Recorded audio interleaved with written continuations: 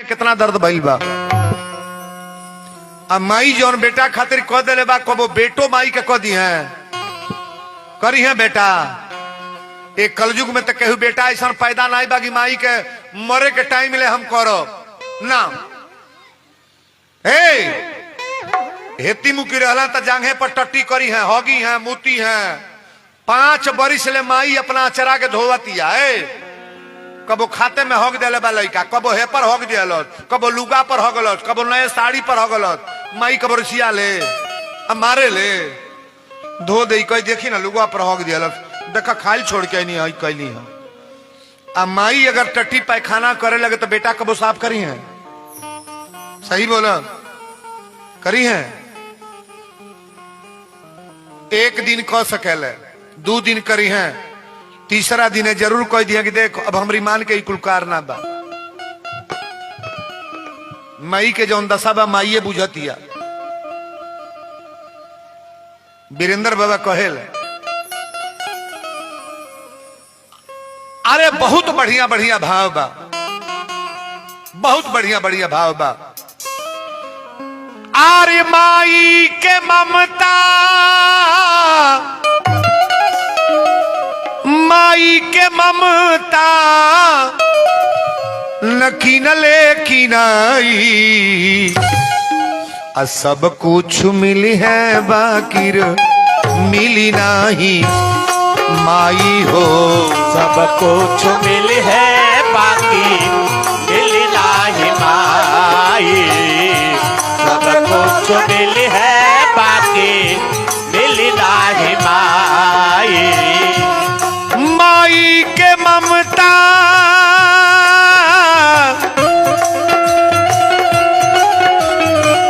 अरे माई के ममता नकीन ले किनाई, सब कुछ मिली है बाकिर मिली नहीं माई।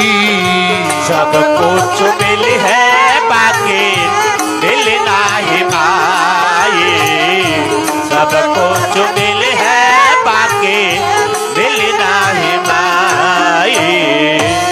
माई के ममता न किनले किनाई, कितनो रुपया ले लो अब माई के प्रेम किने जा देखा किनले किना जाता।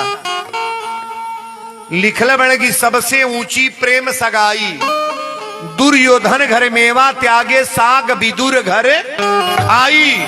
सबसे ऊंची प्रेम सगाई, राज जुजज्ञ जुजिष्ठिर कीन्ही तामे जूठ उठाई। अब प्रेम के बस से अर्जुन रथा के भूल गए ठकुराई। सबसे ऊंची प्रेम धर्मराज युधिष्ठिर जग कैले तक काम बटाए लगल के कौन काम ली। सब लोग अपन अपन स्पेशल काम ली हल, केहू कोठारे के काम ली हल, केहू खजानती बनल, केहू मालिक बनल। कन्हैया जी से पूछल गल कौन काम ले, कहना जितना लोग जूता चप्पल पहिर के आई सबके जूता चप्पल रखाए, आ जितना लोग पतरौली फेंकी खा के वो पतरौली हम सजी बटोर के हम फेंकब। सबके पतरौली फेंकल है, ये पर ध्यान देवे के चाहिए, बड़ी ऊंची बात है। रानी कली सरकार अगर बेटा चीरे वाला बात बात लड़का चिराई, साधु के मर्यादा जाए ना दे, आरा लगा के बेटा के चीरब, लेकिन चीरे के बेर कोनो प्रश्न नान बा। अर्जुन जी कहले प्रश्न बा, चीरे के बेर रोवे के नहीं कहे ले, लड़का चीरे के बेर रोवे के ना बा, आरा जब चलने लगी तो रोवे के ना बा। अपना रानी से कह दे सोहर गीत गई हैं। मोर ध्वज कले सरकारी तो बड़ा नियम कैसन होता। कन्हैया जी कले अर्जुन एक बात बताव, एगो देही से दोनों काम हो जाई, सोहर गावल जाए और रोवल जा दोनों हो सकेला, हो जाई। बड़ा मन खुश होला तो सोहर गवाला, अब बहुत ही आत्मा में कष्ट होला तो रोवल जाला। ये दोनों बड़ा अलग अलग जगह बा महाराज। आत्मा में बड़ी दर्द होला तो रोवल जाला, आत्मा में बड़ी खुशी होला तो सोहर गवाला। अर्जुन जी कहले अरे अर्जुन कृष्ण साथी भइले, अब मोर ध्वज घर गईले राजा ए अरे राजा आजू हमारी बाघे के खियावे के परी राजा आज हमारे बाघे के खियावे के पड़ी राजा आज हमारे बाघे के खियावे के पड़ी खियावे के परी हो खियावे के परी है खियावे के परी राजा आजू हमारी बाघे के खियावे के परी राजा आज हमारी बाघे के खियावे के पड़ी राजा आज हमारी बाघे के खियावे के पड़ी लिपि पोती के धरती पर लड़का के तू बैठावा लिपि पोती के धरती पर लड़का के तू बैठावा अरे राजा रानी मिल के दोनों हाथ में यार उठावा यार चलावे के बेरी हसुआ ना बहावे के परी चलावे के बेरी हसुआ ना बहावे के पड़ी चलावे के बेरी हसुआ ना बहावे के पड़ी बोल दी भक्ति और भगवान की बेटा चिराए जाता तनी गौर से सुनब लकड़ी नहीं बेटा अपने लड़का के जगावे गली लड़कवा ताम्रध्वज सुतल है जौन अर्जुन के पकड़ ले रहा कहली बेटा ताम्रध्वज चिहू का उठल करे माई माई कहली काहे चिहू का तरह कहले माई हमके 4 गो दूत टांग के ले जात रहा महतारी कली बेटा जो सपना देखले बड़ा सपना सत्य बा तोरे शरीर के टुकड़ा करे के बा आज आरा लगा के चीरे के बा बोला अपन देह चिरवावे के तैयार बड़ा ताम्रध्वज कहले कि माई जहां से मन करे तहां से चीर दो तोहार पैदा कल शरीर है तोहरा पर अधिकार बा जमीन ए बाबू पियर माटी से जमीन लिपली अब बेटा के बैठौली आरा लेके जब चलल लोग तो मोर ध्वज कले रानी अपना बाबू के चेहरा और मत तकिया लेकिन औलाद औलाद होला ए बाबू बेटा भले माई से 6 महीना न बोले लेकिन माई दूसरहू से हाल चाल पूछी कि हमारे बाबू निम्ने बाड़े ना हमार बेटा निम्ने बा कि ना बा ए भैया उता हमसे कब बोले ना ये अलगे खाना बनावे ले बंबई दिल्ली गईले आज 6 महीना हो गए निम्ने बाने ना माई के 1 पैसा बेटा न दे लेकिन माई कबो ना कही कि अपना बाबू के हाल चाल हम ना पूछी माई के एगो वस्त्र लड़का न दे ओहू लड़का के माई कबो मरल ना बनाई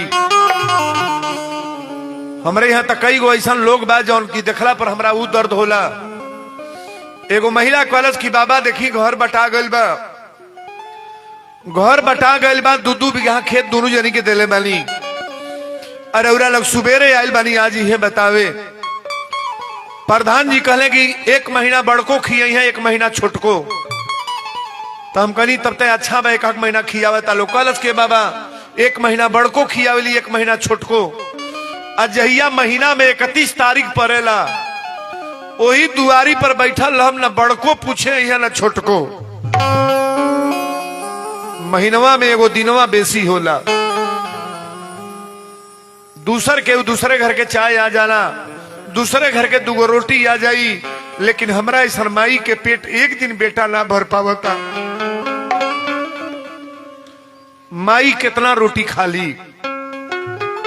यहाँ जितने नौजवान हैं बाबू लोग से निवेदन करेंगे माई के खैले तो हर बरकत होई कि नुकसान होई में जितना बुजुर्ग माताएं बैठी हैं 2 रोटी से ज्यादा कौन महतारी खाई इतना चावल खाई 2 रोटी ये तनो देवे खातिर आज बेटन के अब का कितना हम का कहीं इसमें सारी माताएं जान रही हैं कि बेटा हमारा घर में क्या इज्जत है निवेदन करेंगे हम सबसे माई अपनी बेटा के चीरे जाती है भगवान के दरबार में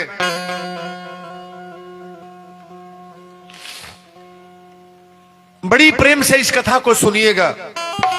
आरा जब कपार पर धैल लोगा एक बार खींचा लो,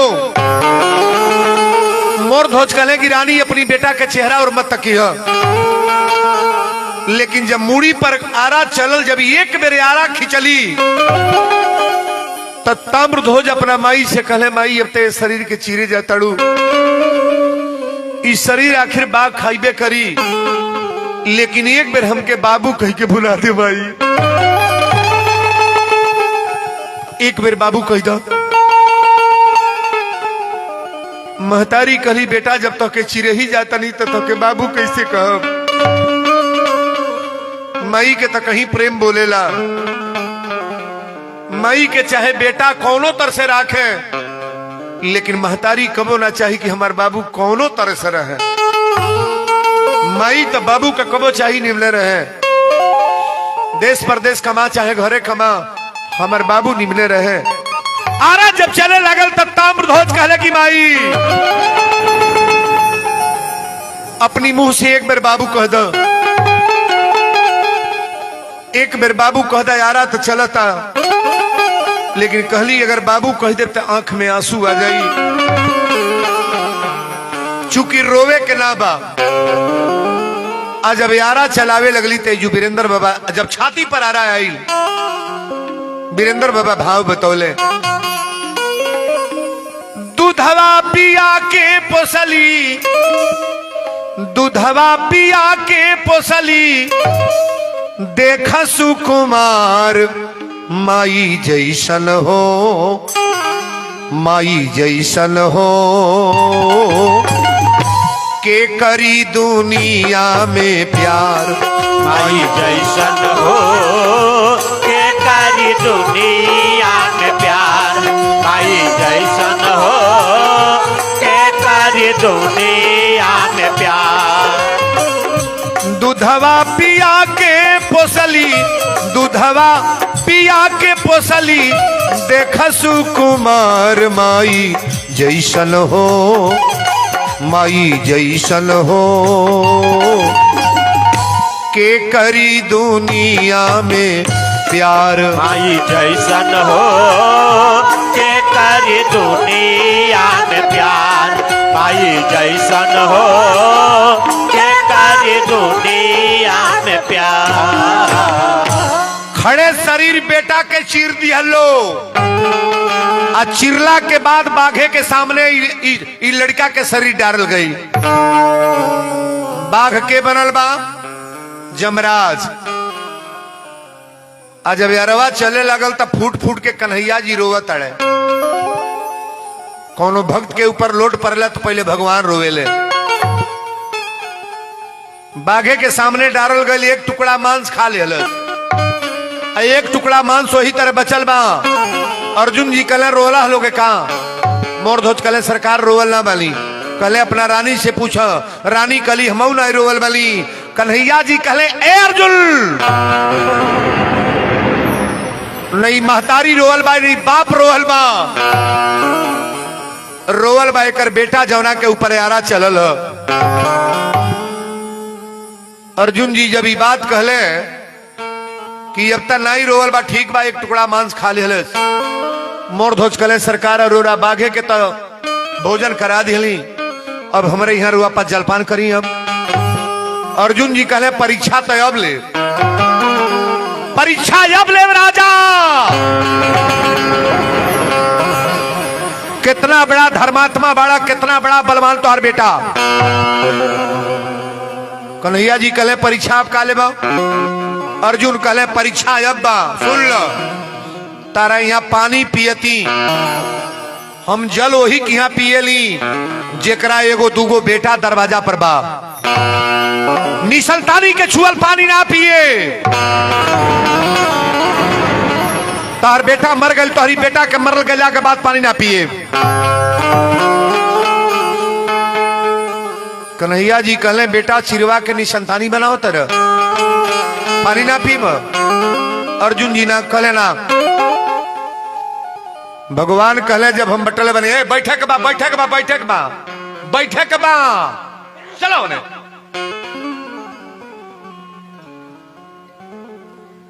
मारने वाला है भगवान।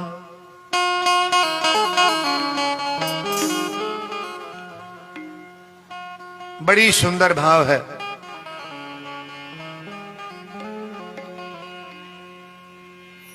बाल न बांका होता जिसका, अरे वो है दया निधान। मारने वाला है भगवान, बचाने वाला है भगवान।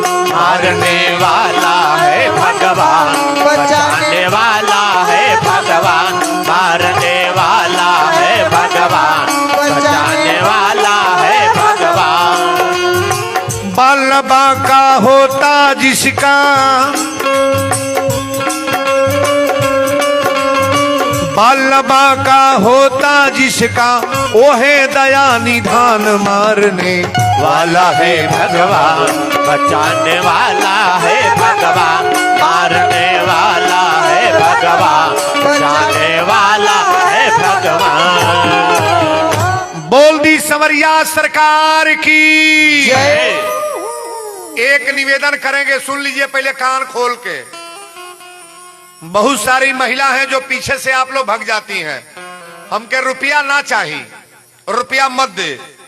मर्द लोग भी, पुरुष लोग सुन लें, आप पैसा मत दीजिएगा, ठीक है, लेकिन पैर पर पड़ रहे हैं सबके, निवेदन करब हम, जब तक लड़का जिंदा ना हो जाए तो पंडाल से बाहर नहीं जाएंगे आप। रोज की कथा नहीं है ये, मरा लड़के को जिंदा करने के बाद आप बाहर निकलेंगे। हमको पैसा मत दीजिएगा, नहीं पैसा दीजिए, बढ़िया है, लेकिन एक भी व्यक्ति बाहर ना निकलेंगे। कथा को प्रेम से पहले सुनो। रौरो एगो बेटा पैदा कैले बानी, रौरो घर एगो नाती बा, तो दूसरे के लड़का जियावल जरूरी बा कि ना? नहीं जरूरी बा। अभी कथा चलेगा 40 मिनट 35 मिनट, केवल एक दिन और कथा है। आज ये कथा में 500 का नोट के उपलग बा कि ना? 500 पंसहिया नोट के हुए का जने बोलवा सकीले? 500। कल तो 5-6 जने के नाम आइल है। 500 के दानी के हुआ कि ना? आज 500 रुपया।